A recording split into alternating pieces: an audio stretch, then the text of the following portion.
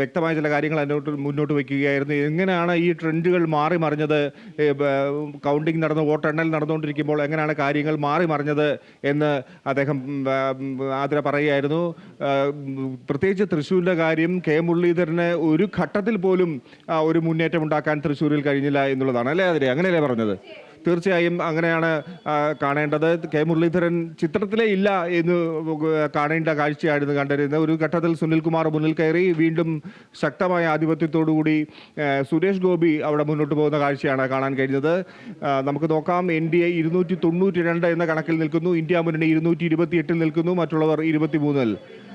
LDFിലേക്ക് വരുമ്പോൾ 2ആണ്, UDFന് 16ആണ്, NDAക്ക് 2ആണ്. തീർച്ചയായും ഒരു മാറ്റം രാജ്യത്തുണ്ടാകുമോ എന്ന് ചിന്തിച്ചവർക്കൊക്കെ ഒരു തിരിച്ചടിയാണ്, അവരുടെ ചിന്താഗതിക്കേറ്റ ഒരു മുറിവാണ് ഇതെന്ന് പറയേണ്ടിയിരിക്കുന്നു. കാരണം NDA തന്നെ വീണ്ടും അധികാരത്തിൽ വരും എന്നുള്ള സാഹചര്യം തന്നെ ഒരുങ്ങിയിരിക്കുന്നു. നരേന്ദ്രമോദി പ്രധാനമന്ത്രിയാകും, മൂന്നാമത് മോദി എന്ന് പറയേണ്ടിയിരിക്കുന്നു. ആ സാഹചര്യമാണ് വരുന്നത്.